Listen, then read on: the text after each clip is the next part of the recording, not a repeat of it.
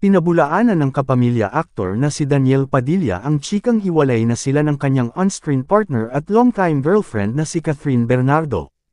Ilang araw na ring laman ng balita ang di umano'y break-up ng dalawa matapos ang ilang taong relasyon. At tuluyan nang ang binasag ni Daniel ang kanyang katahimikan at kinumpirma na walang katotohanan ang mga kumakalat na isyu ukol sa kanila ng kanyang nobya. Pasimpleng pinabulaanan ng binata ang chika nang ibahagi niya sa kanyang Instagram story ang video ni Catherine para sa preview kung saan siya ang cover ngayong buwan. Kaya naman agad na nagdiwang ang Kathniel fans sa X, dating Twitter, dahil nananatiling matatag ang relasyon nina Daniel at Catherine sa kabila ng mga isyong ibinabato sa kanila.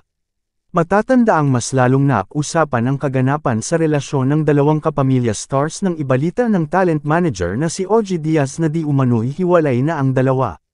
Bagamat sinabi nitong wala pang kumpirmasyon ang kanyang ibinalita ay maraming mga fans ang pumalag sa kanya. Ang mas lalo pang nagpataas ng kilay ng mga supporters nina Kath at Daniel nang may ugnay ang huli sa kapwa kapamilya star na si Andrea Brillantes. Naisplok kasi ng isang source kay OG na patago raw na nagkikita ang dalawa. At nitong Biyernes ng gabi, November 10, pasimpleng sinupalpal ni Daniel ang mga balita ukol sa kanila. Kumalat rin ang screenshot ng netizen sa naging pag-uusap nila ni DJ kung saan pinuri niya si Catherine at sinabing maganda ang kanyang girlfriend. Maikling sagot ni Daniel, I know. Hindi rin maiwasan ng mga Kathniel fans ang magpasaring kay OG dahil sa nauna nitong may ulat.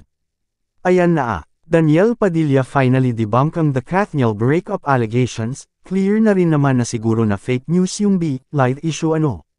Mananahimik na ba mga Marites? Ikaw mananahimik ka na, at OG Diaz.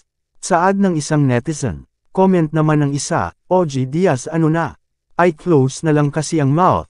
OG Diaz can cry in the corner because Daniel Padilla will never be his talent while all he can do is spread false information about him, say naman ng isa. Mr. Kasagpa News Update, subscribe for more updates.